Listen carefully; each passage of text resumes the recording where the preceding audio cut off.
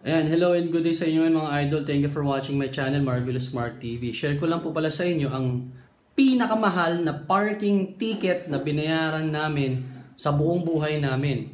Which is, tumataginting na 400 pesos. Opo, totoo po. Hindi kayo nagkakamali ng naririnig. 400 pesos po ang parking ticket.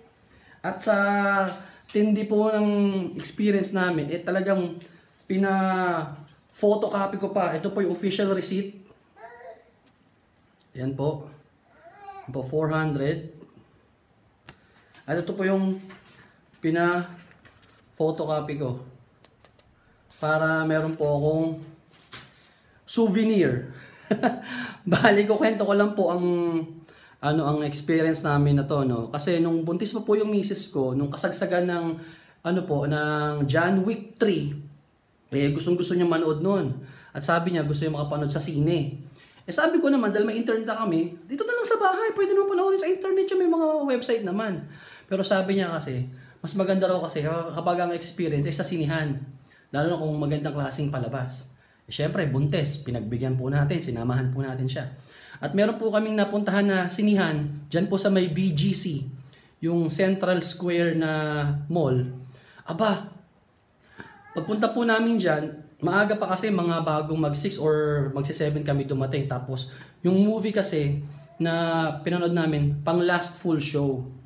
Ang problema po kasi noon na nakita namin, tsaka nasanay kami sa mga malls, di ba parang first 3 hours, meron ka lang babayaran mga 50 pesos, tapos every succeeding, dagdag lang ng dagdag. Yun po pala, kailangan,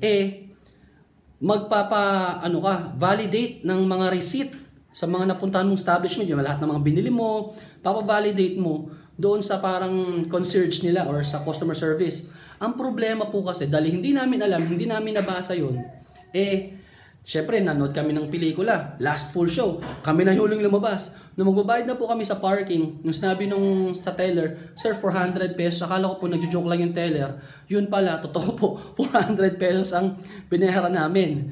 At saka, dahil wala nang mga tao, wala na yung concierge, wala na yung mga customer service, hindi na po namin napavalidate yung mga resibo namin. So ayan po, ang moral lesson, bago po tayo pumasok ng parking, basahin natin yung instructions, paano yung policy nila, para kapag magbabayad na tayo, hindi tayo mabubulaga or ma-avail natin yung mura or discounted na parking fee.